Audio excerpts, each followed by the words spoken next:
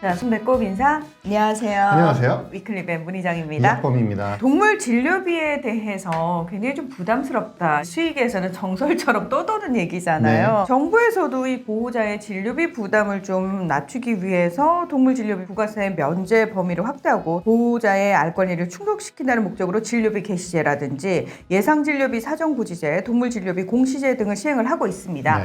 그런데 최근에요, 이 동물 진료비에 대한 부담과 동물 의료 서비스 만족도가 별로 상관이 없다는 연구 결과가 나와서 관심을 받고 있는데요. 오늘 위클리빗에서 소개를 해드리겠습니다. 서울대학교 수의과대학 수의인문사회학교실 천명선 교수팀이요, 반려동물 보호자 500명을 대상으로 동물 의료 서비스 만족도, 신뢰도, 불만사항 관련 설문 연구를 진행했습니다. 네. 최유진 연구원이 최근 대한수의학회 추계학술대회에서 이 결과를 발표했는데요. 그 내용을 소개해드리겠습니다. 올해 8월 10일부터 15일까지 설문조사가 진행됐고요. 국내 19세 보호자 중 최근 1년 이내에 동물진료 의뢰 경험이 있는 보호자 500명이 참여를 했습니다. 설문 참가자 중에서 남성 250명, 여성 250명이었고요. 연령이나 가구 소득도 다양하게 분포가 됐습니다. 엄청 신경을 써서 표본 집단을 마련을 했다는 거죠. 자, 최근 1년 이내에 동물병원에 가본 보호자들이잖아요. 일단 병원비로 얼마를 사용했는지가 궁금합니다. 이 500명의 보호자들은 연평균 동물병원을 4.91회 방문을 했고요. 1회 방문 시 지출한 진료비는 평균 11.74만 원이었습니다. 자, 그러면 1년에 한 50만 원 정도를 동물 그쵸. 진료비로 사용을 한다는 거예요. 맞습니다. 자, 그런데 이번 조사가 굉장히 흥미로운 지점이 뭐냐면은 보호자들의 불만 사항을 비의료적인 요인, 그리고 의료적인 요인, 진료비 이렇게 세 가지로 딱 구분해서 조사를 했어요. 맞습니다. 이제 그 부분이 재밌는 건데요. 이제 과연 동물 의료 서비스에 대한 어떤 소비자의 불만이 이 진료비에서 나오는 건지, 아니면 치료 과정 그 자체에서 이제 불만이 있는 거지, 혹은 또 다른 부분에서 불만이 있는 건지 구분하기 위해서 이제 세 가지로 나눠서 조사를 했습니다. 네. 비의료적 요인에는 수의사의 정보 제공 방식이나 공감, 배려, 존중 같은 수의사의 태도, 의사소통 과정 이런 것들이 포함됐고요. 의료적, 수의학적인 요인에는 치료 그 자체, 검사, 처치, 치료 결과가 들어갔습니다. 그리고 진료비에 대한 불만도 두 가지로 나눠서 조사를 했는데요. 네. 진료비 청구 과정에 이제 불만이 있냐, 아니면 진료비 자체가 적절했느냐, 이 두 가지로 나눠서 조사를 했습니다. 그러니까 네. 진료비 자체가 생각보다 많이 나와서 불만인 건지, 아니면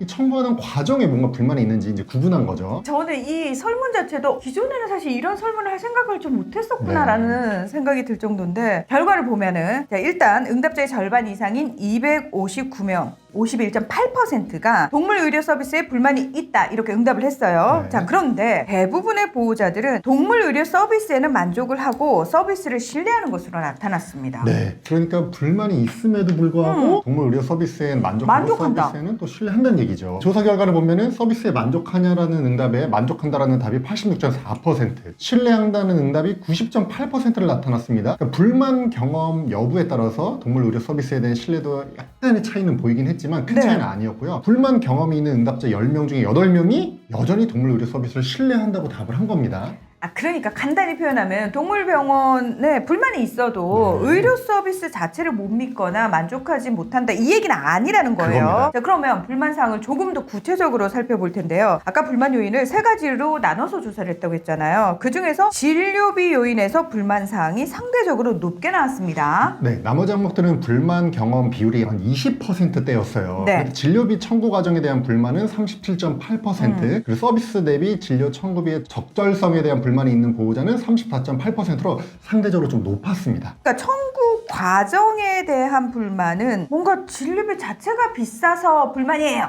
이거보다는 뭔가 이 진료비를 청구되는 과정에 있어서 충분히 만족하지 못했다 이 의미인 거잖아요. 맞습니다. 뭐 예를 들면 예상되는 진료비에 대한 설명을 듣지 못해서 또 청구된 진료비의 상세한 걸 알 수 없어서 불만이었다, 이런 응답이 대부분을 차지했습니다. 그렇다면 이 부분은 사실 그 동물진료비 개시제라든지 예상진료비 사정고지제가 점점 확대가 되면 해결이 될 문제 아닌가요?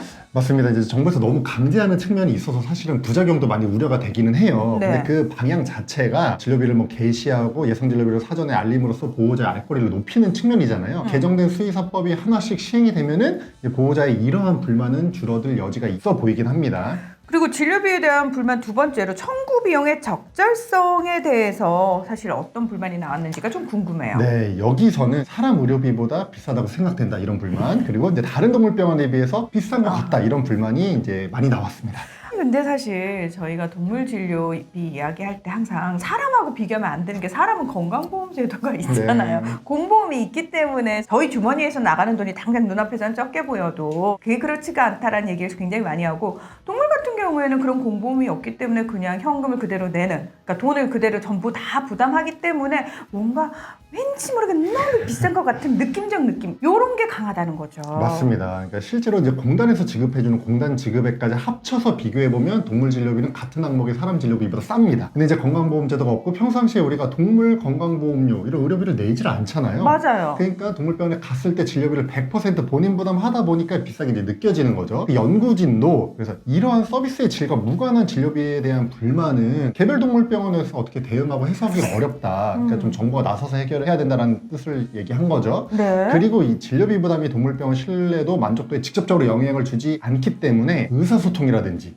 진료비 청구 과정이라든지 아니면 수납 방식의 개선이 필요하다라고 이제 밝혔습니다. 저 사실 이 얘기를 들으면서 위클립에 저희가 8년째 하고 있잖아요. 저희 스스로도 굉장히 큰 오해를 하고 있었구나라는 생각을 했어요. 반려인들이 무조건 진료비 싼 것만 좋아한다.